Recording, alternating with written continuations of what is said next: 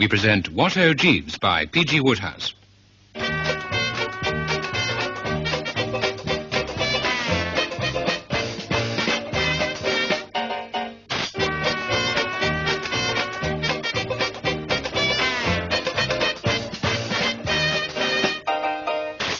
Starring Michael Hordern as Jeeves, Richard Briers as Bertie Wooster, and Clive Francis as Lord Chuffnell.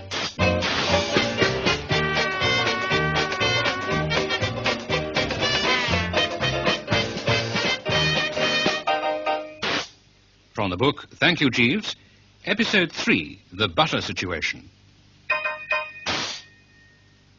I can't say I like the look of things. Invited to attend the birthday party of young Dwight Stoker on board J. Washburn Stoker's yacht, and attracted to the orgy not least by the fact that the Chuffnell Regis nigger minstrels were slated to provide the entertainment, I had arrived on deck at 7 Pip Emma precisely. 10 minutes later, I was a prisoner in one of the staterooms, old Stoker having informed me that, as he now had proof that his daughter Pauline had been in my cottage the night before, a marriage had been arranged and would shortly take place between Mr. Bertram W. Wooster and this same Miss Pauline Stoker. It would be idle to deny that this information sent me reeling against the wallpaper.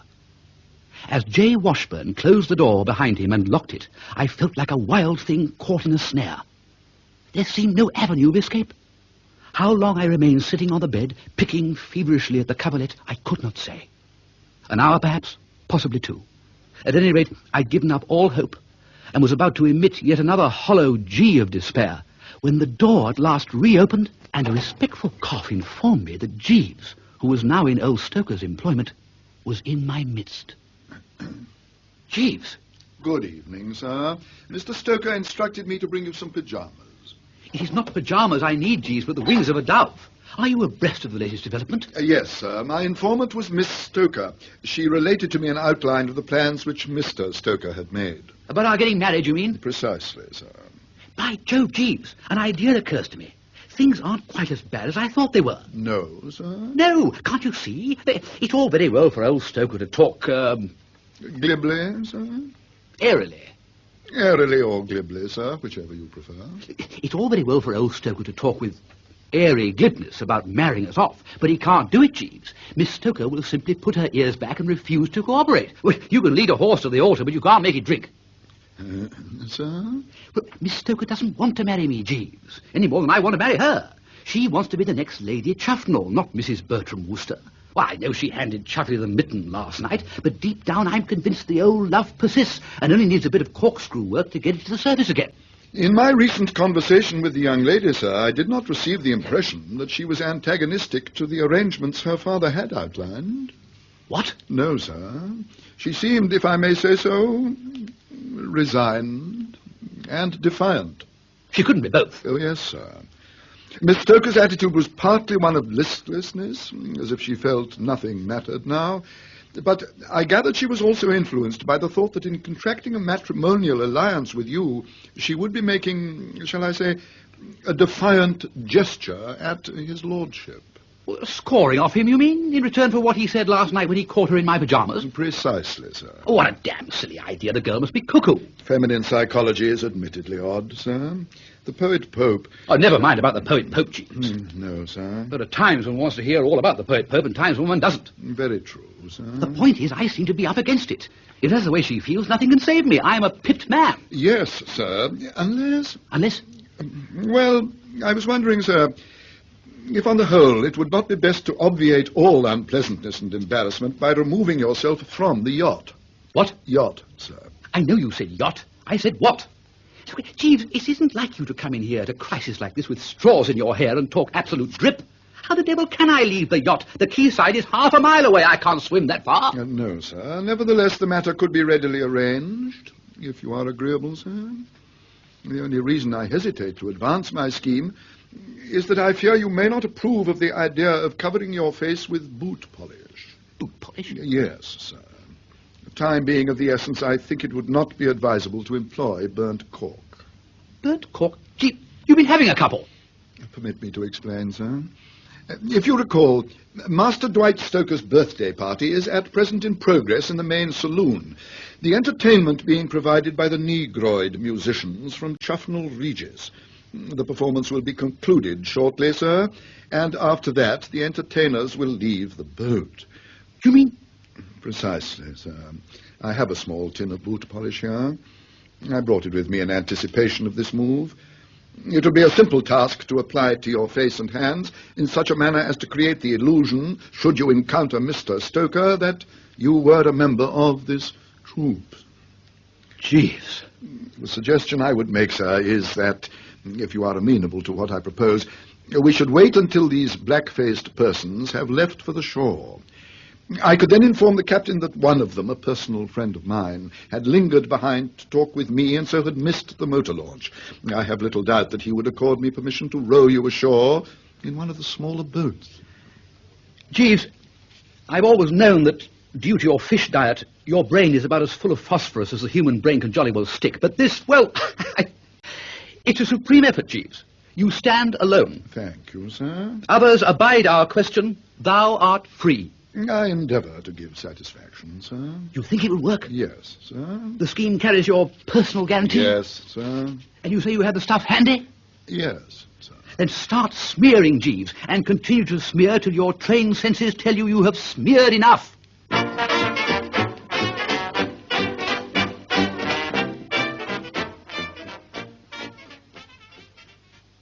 When a tactician like Jeeves sets out to shift a fellow from spot A to spot B, from a stateroom on a yacht, for example, to the shore in front of his cottage, there is absolutely nothing to report. He just does it. No hitches, no difficulties, no fuss, no excitement. I mean, one just reaches for the nearest tin of boot polish, blacks one's face, strolls across the deck, saunters down the gangway, waves a genial farewell to such members of the crew as may be leaning over the side, spitting into the water, steps into a boat, and in about 10 minutes there one is, sniffing the cool night air on the mainland. A smooth bit of work. An exceedingly smooth bit of work, in fact, Jeeves, and a credit to you. Thank you, sir. Thank you, Jeeves. And now what? Sir. Are you smiling, Jeeves? Something tickling you? I beg your pardon, sir. I had not intended to betray amusement, but I could not help being a little entertained by your appearance. It is somewhat odd, sir. Most people would look somewhat odd with boot polish all over them, Jeeves. Yes, sir. Greta Garbo, to name but one. Yes, sir. Or Dean Ing. Very true, sir. Then spare me these personal comments, Jeeves, and reply to my question. I fear I have forgotten what it was you asked me, sir. My question was, and is, now what? You desire a suggestion respecting your next move, sir. I do. I would advise repairing to your cottage, sir, and cleansing your face and hands. So far, sound. Perhaps you might care to come with me. Very good, sir. And then? After which, if I might hazard the advice, sir, I think it would be well if you were to catch the next train to London. Again, sound. Once there, sir, I would advocate a visit to some continental resort, such as Paris or Berlin, or even perhaps as far afield as Italy. Or sunny Spain. Yes, sir, possibly Spain. Or even Egypt. You would find Egypt somewhat warm at this time of year, sir. Not half so warm as England if Pop Stoker re-establishes connection. Very true, sir. Oh, there's a lad, Jeeves. There's a tough citizen. There's a fellow who chews broken glass and drives nails into the back of his neck instead of using a collar stud. Mr. Stoker's personality is decidedly forceful, sir. Oh, bless my soul, Jeeves, I can remember the time when I thought Sir Roderick Glossop a man-eater. But he pales in comparison, positively pales. Which brings us to a consideration of your position. Do you intend to go back to the yacht and continue mingling with that gruesome bird? No, sir. I fancy Mr. Stoker would not receive me cordially. It will be readily apparent to a gentleman of his intelligence, when he discovers your flight, that I must have been instrumental in assisting you to leave the boat. I shall return to his lordship's employment, sir. Chuffy will be glad to get you back. It is very kind of you to say so, sir. Not at all, Jeeves. Anybody would be. If only... But no. You remain resolutely opposed to my banjolele, I take it? Yes, sir. Yes, I thought you probably would. Otherwise, But no. You'd better return to Chuffy's retinue, Jeeves. I shall soldier on with Brinkley. Sir? Brinkley, Jeeves, my new man. Oh, yes, sir. Yeah, I made his acquaintance yesterday, and passing on your message that he might have the evening off. Quite. He hasn't come back from that yet, incidentally. Indeed, sir? No. My theory is that he's gone on the toot of a lifetime. Certainly, if he's trying to drown his sorrows, it ought to take him weeks. A melancholy blighter, Jeeves. Not a sanguine spirit, I agree, sir. Interested in the coming social revolution, he told me. Good Lord. A ballet Bolshevik, eh? No wonder he always looks at me as if he were measuring me for my lamppost. Oh, here we are, Jeeves. Seaview Cottage. The soap and water is my first requirement, I fancy. No, sir. Butter. Butter? For the removal of boot polish, butter is a sine qua non, sir. Oh. Oh, here we are. Home sweet home.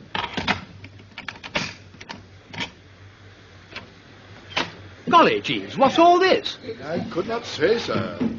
But from this vantage point it appears that a person is endeavouring to wrestle with your grandfather clock. Where? Let me see. Dash it, you're right. And the clock's getting the better of it. Jeeves, it's Brinkley. Moscow's pride. Stewed to the gills. I'm very much afraid so, sir. But the Ballet 5-year planner is smashing up the Wooster home, Jeeves. I'm going in. But, sir... Come on, Jeeves. Hey, Brinkley! Brinkley! What's going on, dash it? Oh, hello, it's a devil! It's a black devil! The black... No! Oh, Brinkley, put that knife down! Put it down! Jeeves, quick, upstairs in my bedroom! A devil! A black devil! Yes! Yeah. I'll get you! I'll get you, you black devil! Come back here! All of you! Here! Quick, Jeeves, shove that chest of drawers against the door. Yes, sir. Oh, that was a close call, Jeeves. Indubitably, sir. Now what? Brinkley! Brinkley, stop that, you blighter! Sir, come out, sir, please, sir. I just want to cut you open, sir, to let it all out, sir. You've got to be killed, sir. It's all right, Brinkley. The man's a loony, Jeeves. Certainly somewhat unbalanced, sir. I mean, why does he keep calling me sir? Sounds so dash silly when he's threatening to dismember me. Yes, sir. Brinkley! Brinkley, stop it! It's all right, Brinkley. It will be if you come out, sir. I mean, I'm not the devil. Oh, yes, you are, sir. I'm not, I tell you. Oh, yes, you. I am Mr. Wooster. He's got Mr. Wooster in there. Help! Help! He's got Mr. Wooster in there. Now then, what's all that? Golly. Yes. What is all that? Golly, Jeeves, it's Police Sergeant Booles. We're safe. Yes, sir. In there. Well? Yes, the devil's in there, sir. You're murdering Mr. Wooster, sir. Oh, yes, and what are you doing with that noise? Oh, I caught it up to attack the devil, sir. Oh, yes, and what devil would that be? A black devil, sir. Black, eh? Yes, sir. He's in this room murdering Mr. Wooster. In this room? Yes, sir. Well, we can't have that sort of thing. No, sir. Here, you go downstairs, Brinkley. Yes, sir. Oi! Are you in there, Mr. Wooster? Now what, Jeeves? Open up. I would not advocate such a step, sir. I should imagine Sergeant Fools might wish to question you at some length concerning young Brinkley's behaviour, and possibly your own appearance, too. And such questioning would, in all probability, prevent your catching the next train to London. That's the thought, Jeeves. That's giving old Stoker enough time to notice my absence and come charging ashore to scoop me up again. Exactly, sir. Oi, come out of there! Come along, it's quite safe now. Then what, Jeeves? I would suggest tying 2 sheets together and dropping from the window, sir. Edge away, you mean? Yes, sir. Yes, Jeeves, I think you're right. Let's get knotting. You in there, what's going on? Hey, young Brinkley down there. Sir. Look at what you're doing with that oil lamp. You're upset at. Yes, sir. Hey, you'll set the house on fire. Oh, you young idiot. Come back. Fire, fire. Jeeves, it sounds to me as if Brinkley has set the cottage on fire. Most disturbing, sir. The sheets are almost ready, sir. We don't have time for sheets, Jeeves. Look, this place is like ballet tinder. Let's get out of this blazing pyre before we're cooked to a crisp. Oh, now follow me, Jeeves. Just let yourself drop, like the gentle dew upon the place beneath. Rain, sir. Whether rain or dew is immaterial, Jeeves. Come along, drop. Very good, sir. Now, let's get out of here. Quick, through the hole in the hedge. Yes, sir. Whew. Oh, now what, Jeeves?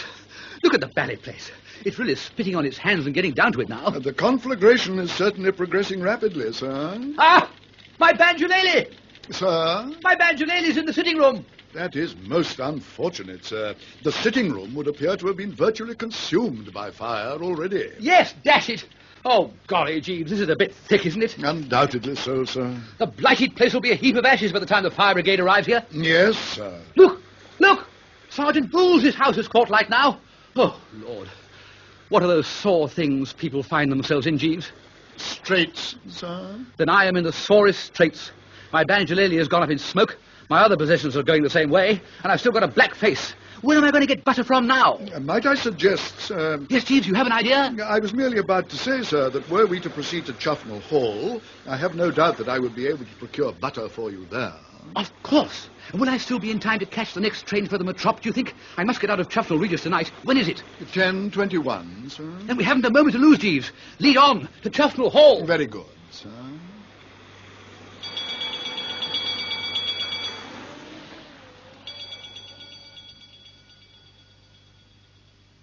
When we reached the hall, Jeeves suggested it would be wiser if I were to remain in the grounds while he went to forage for butter, as messing around near the back door was a species of scullery maid he considered might not take too kindly to the introduction of a black-faced Bertram onto the premises.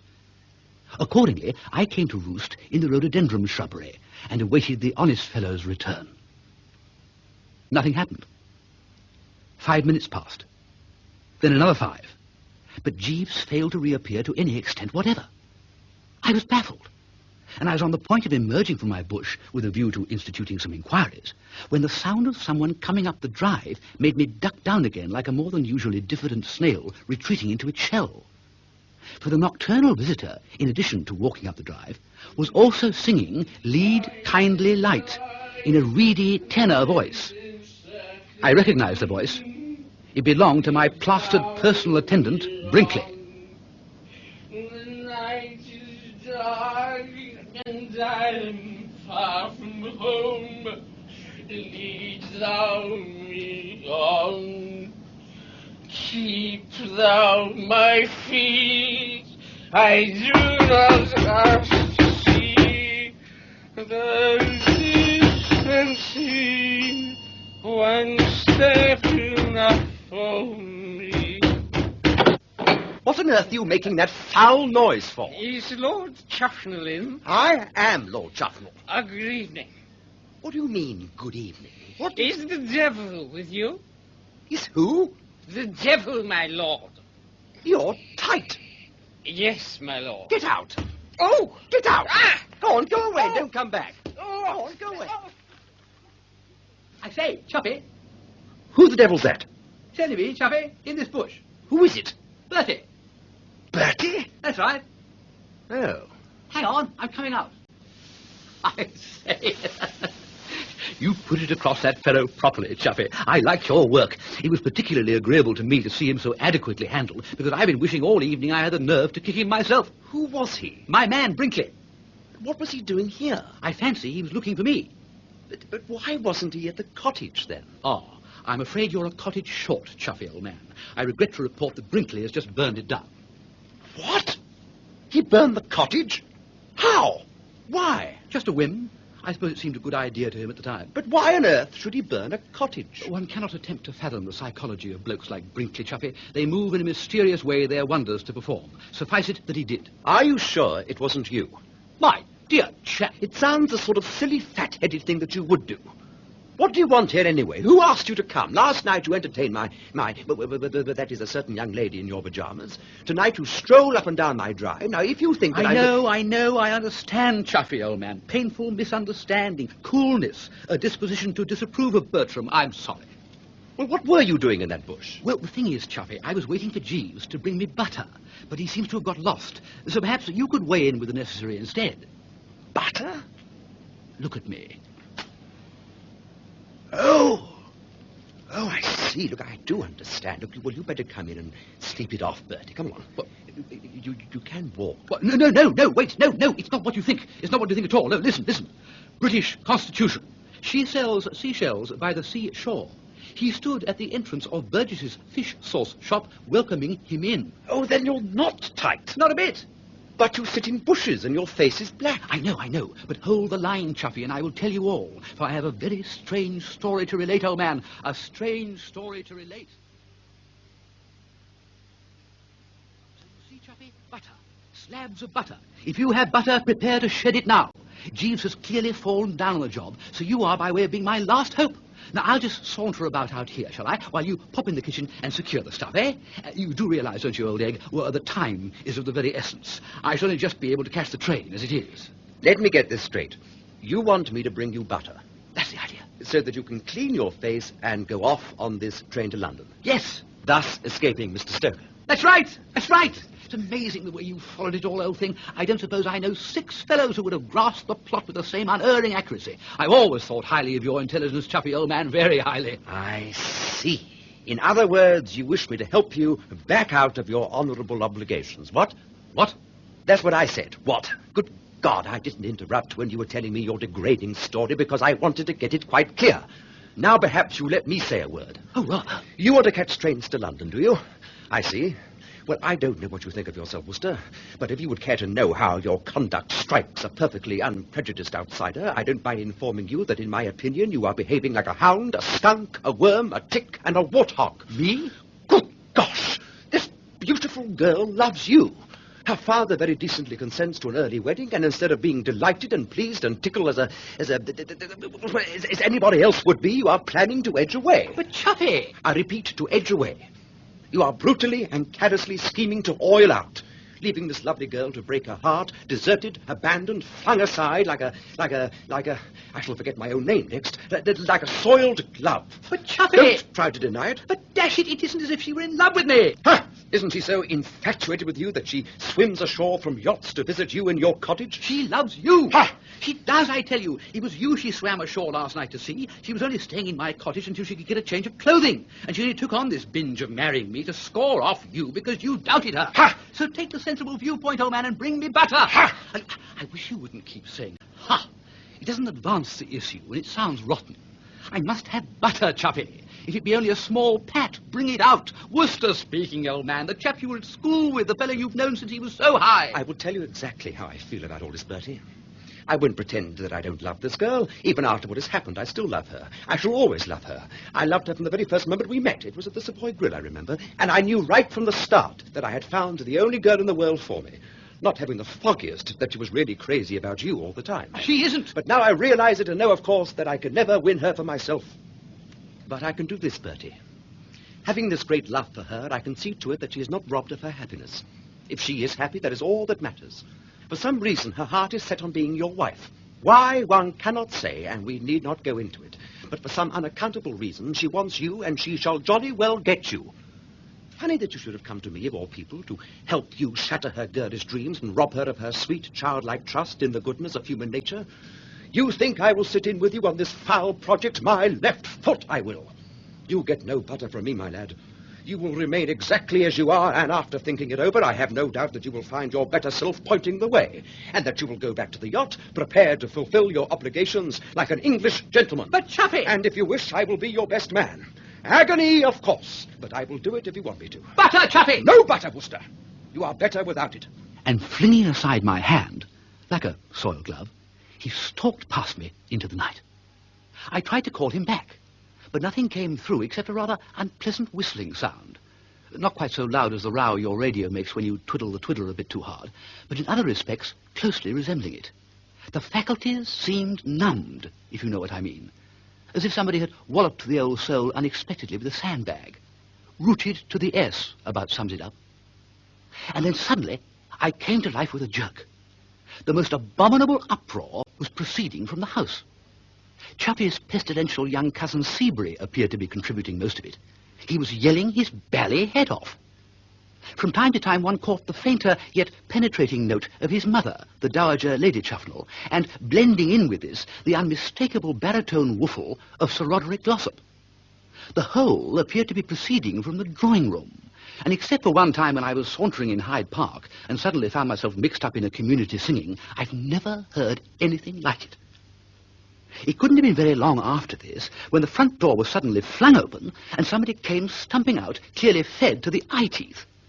There was just a moment when the light from the hall shone upon this sudden exiter, enabling me to recognize him. It was this same Sir R. Glossop, and his face was as black as the ace of spades. I could make nothing of it. Dash peculiar was my verdict. And so rummy did it seem that, believe it or believe it not, when a few minutes later Jeeves at last filtered out, my first question to him was not why he had been such a dickens of a time procuring the stearic matter, but what exactly was going on. Jeeves, I've just seen Sir Roderick Glossop looking like the chocolate-coloured coon. What in the name of everything bloodsome is happening? Yes, sir. Sir Roderick assumed that disguise in order to entertain Master Seabury. Entertain Seabury? What the devil for? You couldn't possibly explain, could you, Jeeves? Certainly, sir. I derived my information from the servants' hall, where conversation is rife on the subject. I'm not surprised. No, sir.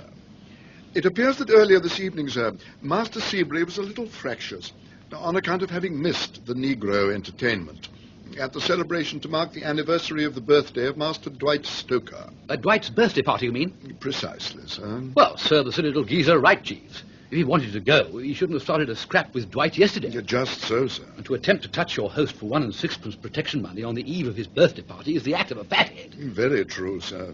It appears further, sir, that the Dowager, Lady Chuffnell, was keen that some alternative entertainment be provided for the little fellow, and Sir Roderick Glossop was induced to offer his services. You mean sing? Yes, sir. I believe Sir Roderick has a pleasing baritone voice, and as a younger man, in the days when he was a medical student, sir, was often accustomed to render songs at smoking concerts and similar entertainments. Golly. Well, I would never have thought it of that old blister. I agree that one would scarcely suspect such a thing from his bearing nowadays, sir. Tempora mutanta, nocet mutamer in illis. No doubt. And he was persuaded to black up as well. Yes, sir. It was her ladyship's view that something in the nature of a negroid performance was indispensable. Master Seabury, when in his present frame of mind, is always extremely exigent. And old Glossop just right-hoed without a murmur. Sir Roderick is very amenable at the moment, you must remember, to any suggestion emanating from her ladyship. You mean he's in love? Yes, sir. And love conquers all. Yes, sir. But even so, if you were in love, Jeeves, would you black up to entertain the son of the adored object? No, sir, but we are not all constituted alike. True. Sir Roderick did endeavour to protest, but her ladyship overruled his objections on the grounds that his acquiescence would go a long way towards healing the breach between Master Seabury and himself. Breach? Yes, sir. I happen to know that the young gentleman had been unsuccessful in his endeavour to extract protection money from Sir Roderick, and was resenting the fact keenly. He tried to gouge the old boy. Yes, sir, for 10 shillings. I had this information from the young gentleman himself yesterday. They all confide in you, Jeeves. Yes, sir. And old Glossop wouldn't kick in? No, sir. Instead, he read the young gentleman something of a lecture, what the latter described as pie jaws. And I happen to know that hard feelings existed as a consequence on the young gentleman's side. So much so, indeed, that his thoughts were turning towards constructing some sort of booby trap for Sir Roderick. He wouldn't have the nerve to do the dirty on a future stepfather, would he? He has already done so, sir. What? Yes, sir. And the disturbance you no doubt heard shortly before Sir Roderick left the house was caused by Sir Roderick inflicting a personal assault on the young gentleman by way of reprisal. I see. It sounded as if little Seabury was being murdered. No such luck, I take it. No, sir, I think not. Although I was not an actual eyewitness of the episode, I derived this information from Mary the parlour-maid, who was present in person. Present? Peeping through the door, sir. Sir Roderick's negroid appearance, when she encountered him earlier this evening on the stairs, seemed to have affected the girl powerfully, and she tells me that she had followed him about ever since, waiting to see what he would do next. I gathered that his aspect fascinated her. She is inclined to be somewhat frivolous in her mental attitude, like so many of these young girls, sir. And what occurred? The affair may be said to have had its inception, sir, when Sir Roderick, passing through the hall, fell a victim to the young gentleman's booby trap. Incensed by this, he appears to have hastened to the drawing-room, where he immediately subjected Master Seabury to a severe castigation. Her ladyship vainly endeavoured to induce him to desist, but he was firm in his refusal. The upshot of the matter was a definite rift between her ladyship and Sir Roderick, The former stating that she never wished to see him again, the latter asseverating that if he could once get safely out of this pestilential house, he would never darken its doors again. A real mix-up. Yes, sir. And the engagement's off? Yes, sir. The affection which her ladyship felt for Sir Roderick was instantaneously swept away on the tidal wave of injured mother love. It's rather well put, Jeeves. Thank you, sir. Not at all.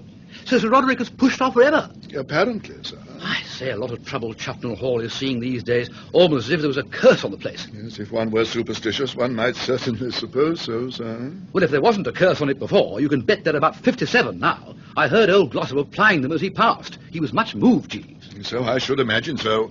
Or he would scarcely have left the house in that condition. How do you mean?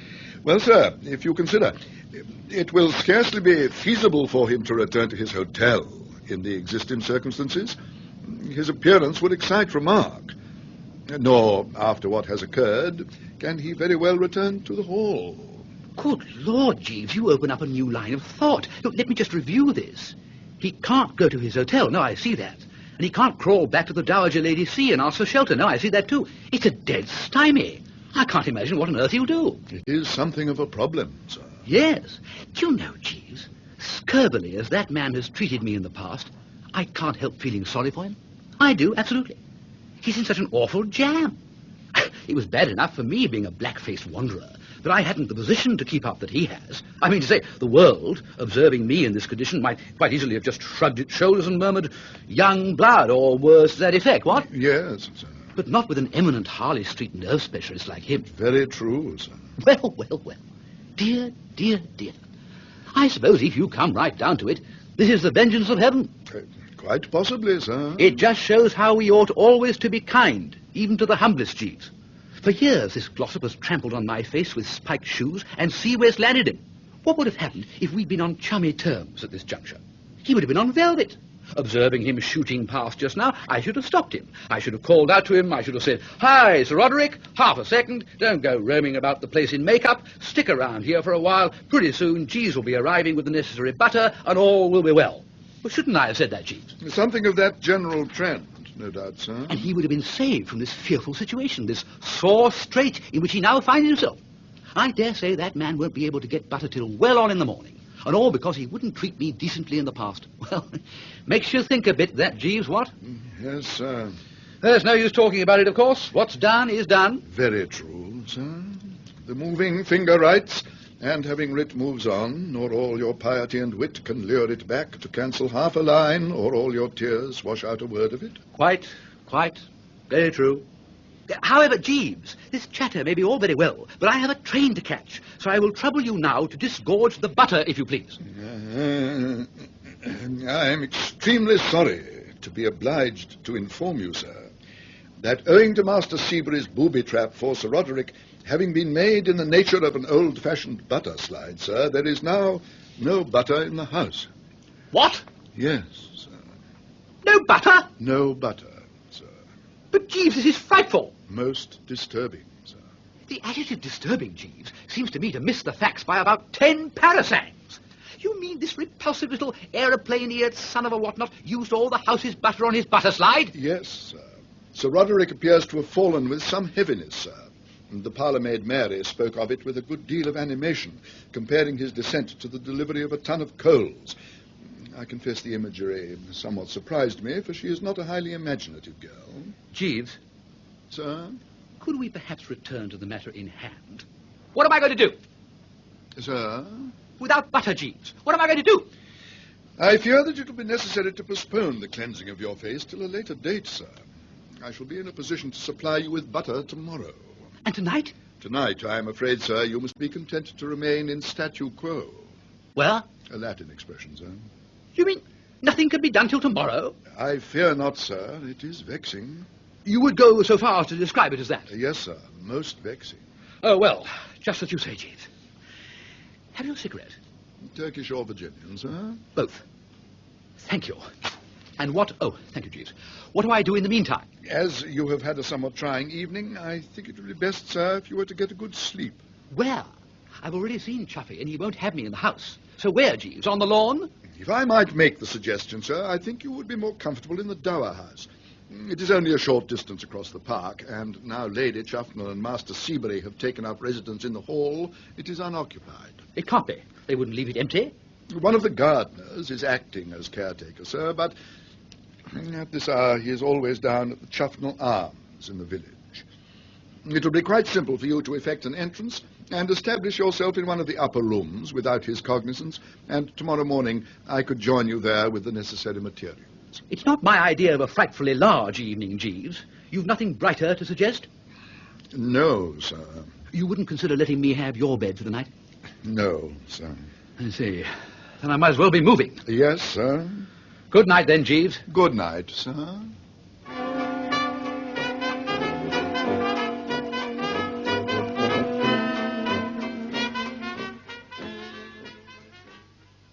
As I walked to the Dower House, I found my thoughts turning once again towards Sir Roderick Glossop with something which came pretty near to being a spirit of kindliness.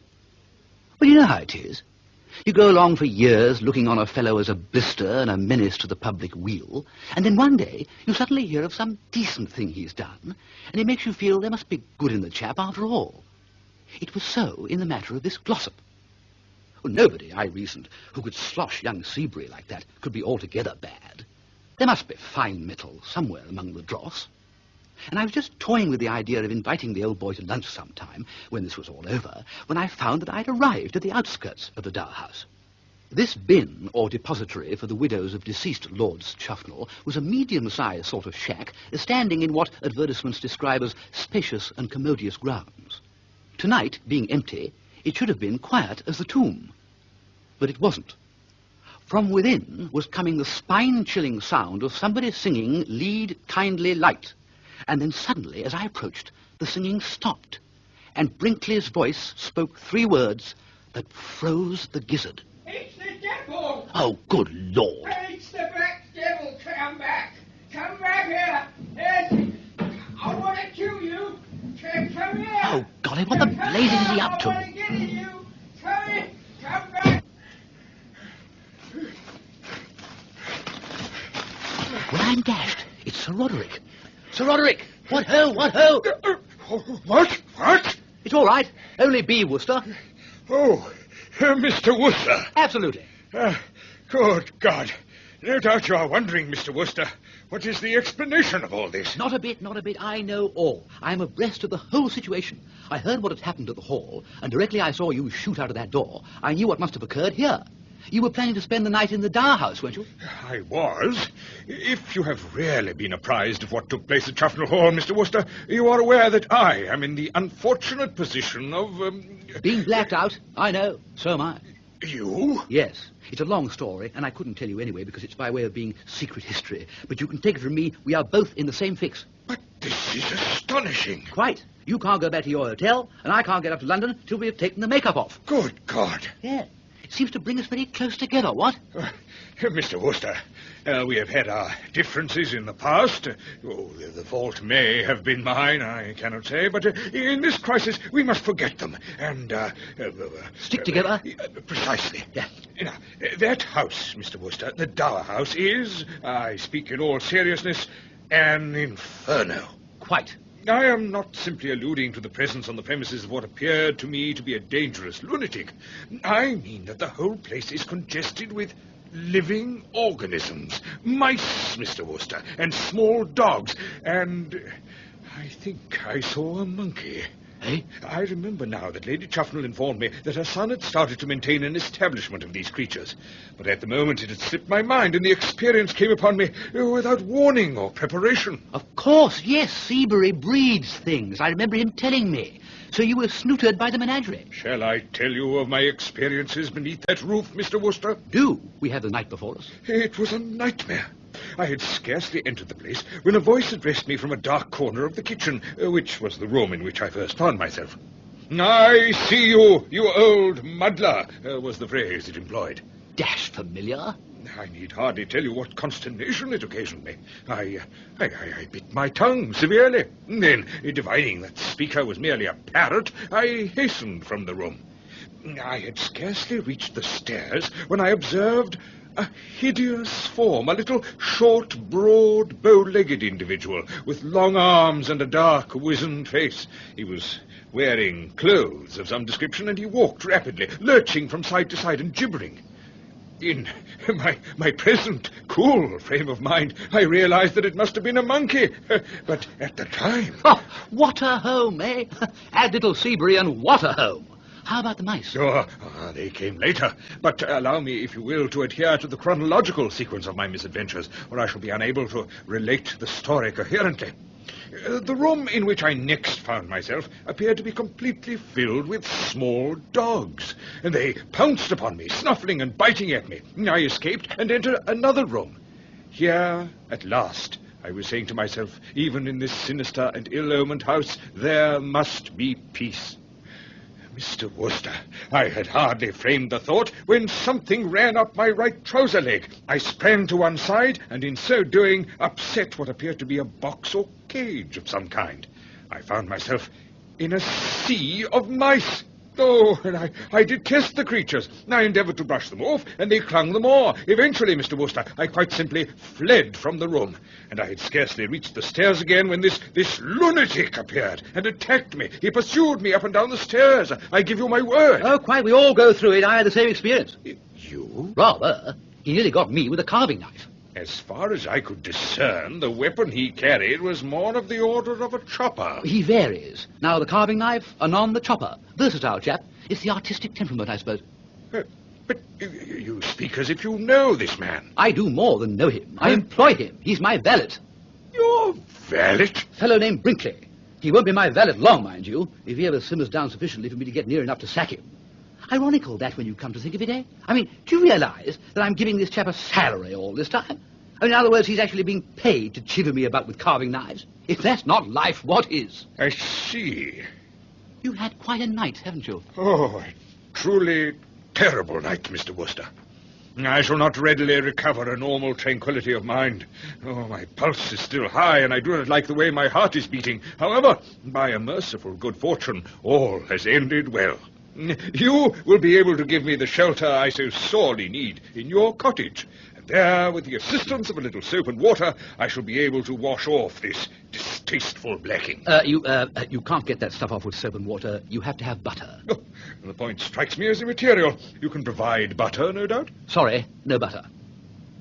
There must be butter in your cottage. There isn't. There isn't a cottage. I cannot understand you. It's burned down. What? Yes, Brinkley did it.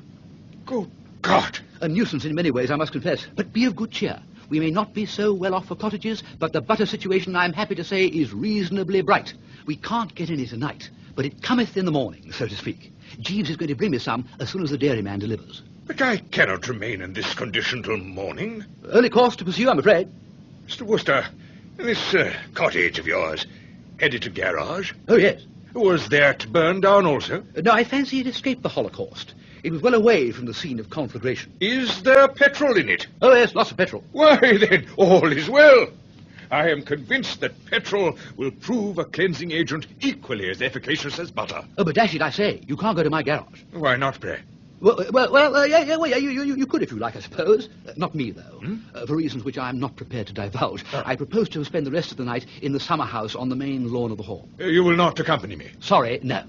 Then good night, Mr. Wooster. I will not keep you any longer from your rest. I am greatly obliged to you for the assistance you have accorded me in a trying situation.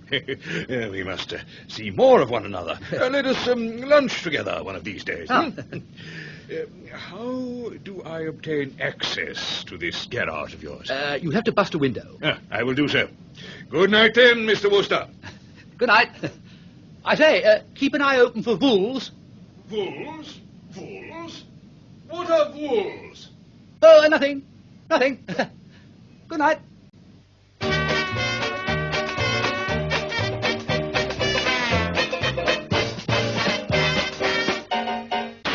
In that episode, the parts were played as follows.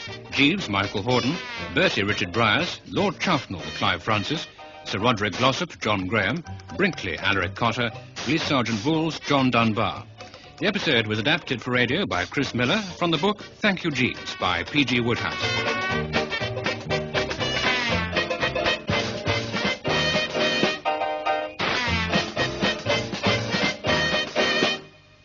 programme was produced by Peter Titheridge.